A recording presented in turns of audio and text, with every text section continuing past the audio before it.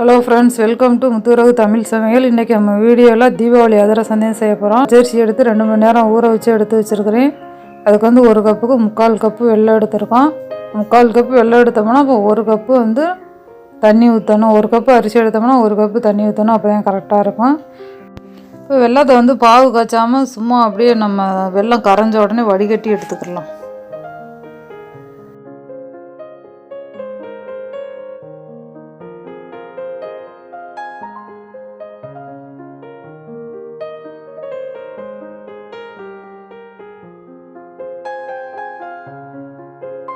இப்போ வெல்லம் கரையிட்டு இப்போ நம்ம மிக்சி ஜாரில் போட்டு நம்ம எடுத்து வச்ச பச்சரிசியை அரைச்சி எடுத்துக்கலாம்.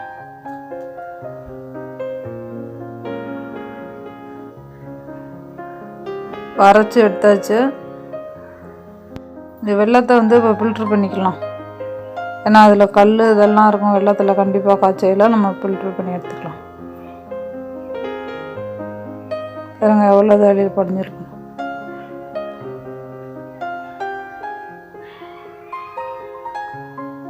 இப்படியே மிதமான தீயில் நம்ம வெள்ளைப்பாவை காய்ச்ச வேண்டியதான். இப்போ அது காஞ்சிட்டு இருக்க நம்ம மாவை வந்து இப்போ சலித்து எடுத்துக்கலாம். செஞ்சோம்னா மெத்தடு படி செஞ்சோம்னா கரெக்டாக வரணும். அதிரசம் உதிராமல் ரொம்ப ஹார்டாக இல்லாமல் நல்லா சாஃப்டாக இருக்கும். மாவு வந்து ஜலிச்சுட்டு மூடி வச்சிடணும். மாவு காஞ்சி போயிடும். இப்போ வந்து வெல்லத்தை வந்து நம்ம நல்லா இப்போ பாவு ரெடி பண்ணிக்கலாம். ஏதாவது ஒரு பிளேட்டில் தண்ணி வச்சு நம்ம வெல்லத்தை வந்து பாவு ரெடி ஆகிடுச்சானா அதில் நம்ம போட்டு பார்க்கணும். ஒரு 5 மினிட்ஸ்க்கு ஒருக்கா வந்து நம்ம அப்படியே ட்ராப்பாக விட்டு பார்க்கணும். அப்போ தான் வெல்லம் கரையாமல் இருந்துச்சுன்னா பாவு ரெடி ஆகிடுச்சுன்னு அர்த்தம். இதெல்லாம் இன்னும் ரெடி ஆகலை. ஒரு ட்ராப் உடையில் அப்படியே வெல்லம் வந்து கரைஞ்சி போகக்கூடாது. அப்படியே நம்ம விட்ட இடத்துல நிற்கணும். அப்போ தான் பாவு நல்லா ரெடி ஆகிடுச்சுன்னு அர்த்தம். மிதமான தீயிலையும் பாவு காய்ச்சணும்னா பாவு முறிய போயிடும். நம்மளுக்கு பாவு ரெடி ஆகிடுச்சு பாருங்க. இப்போ அது போகவே இல்லை, அப்படியே இருக்குது.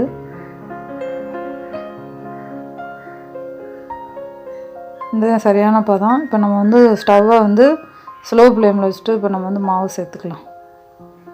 ஸ்லோ ஃப்ளேமில் வைக்கலாம். அப்படி இல்லைன்னா வந்து ஸ்டவ்வை ஆஃப் பண்ணிடலாம். உங்களுக்கு எது வசதியாக அப்படி பண்ணிக்கிறோங்க. இல்லைன்னா பாவு ரொம்ப முறுகி போயிடும். இது செஞ்சோம்னா அதிரசம் கரெக்டாக சூப்பரான பதுக்கு வரும். கொஞ்சம் நெய் சேர்த்துக்கலாம். இது ஆப்ஷன் தான், உங்களுக்கு வேணா சேர்க்கல, இல்லைன்னா ஸ்கிப் பண்ணிடுங்க. ஏலக்காய் சேர்த்துக்கலாம். பொடி பண்ணது ஒரு ஸ்பூன். எல்லாம் மிக்ஸ் பண்ணிவிட்டு மாவு சேர்த்துக்கலாம். நம்ம வச்சுருக்க மாவு கொஞ்சம் கொஞ்சமாக சேர்த்து அப்படியே மிக்ஸ் பண்ணி விட்டுலாம்.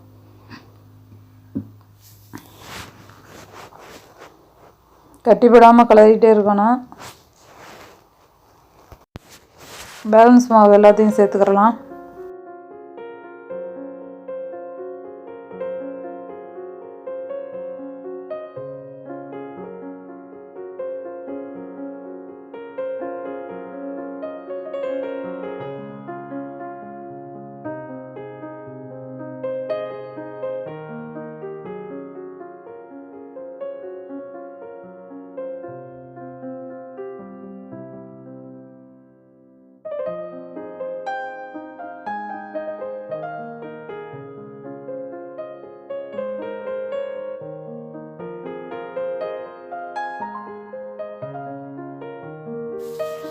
இந்த லெவலுக்கு தான் இருக்கணும், அந்த கன்சிஸ்டன்சியில். அப்போ தான் நம்மளுக்கு வந்து அதிரசம் கரெக்டாக வரும்.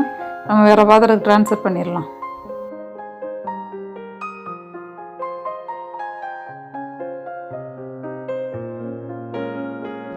நம்ம எந்த பாத்திரத்தில் ட்ரான்ஸ்ஃபர் பண்ணணுமோ அதில் கொஞ்சம் ஜீ அப்ளை பண்ணியிருக்கணும். இப்போ வந்து மாவை வந்து நம்ம ட்ரான்ஸ்ஃபர் பண்ணி வச்சிடலாம்.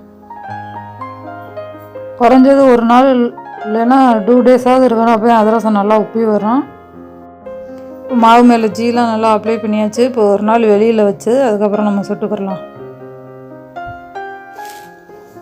1 நாள் ஆயிடுச்சு. அதுக்கப்புறம் அதுக்கப்புறம் மாவு நல்லா உப்பி வந்திருக்கு. இப்போ அதிரசம் தட்டி போட்டுக்கலாம்.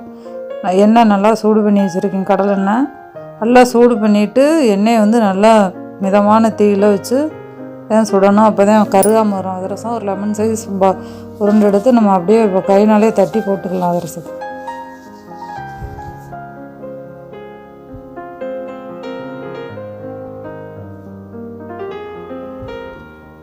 நம்ம அதிரசத்தை டிஸ்டர்ப் பண்ணவே கூடாது. நம்ம போட்டோம்னா அதுவே வெந்து மேலே எலும்பி வரும். அப்போதே நம்ம திருப்பி விடணும். மிதமான தீயில் பண்ணாதே நல்லா கோல்டன் ப்ரௌன் கலரில் நல்லா வரும்.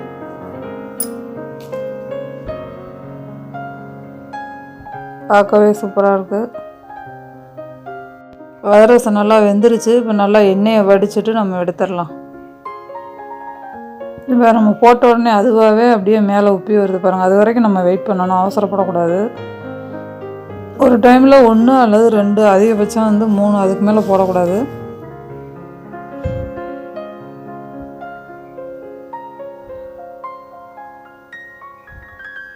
சூப்பராக ரெடி ஆகிடுச்சு பாருங்கள் அதிரசம். கண்டிப்பாக நீங்களும் ட்ரை பண்ணி பாருங்கள். இதே அளவுகளோட நம்ம சொன்ன அளவுகளோட.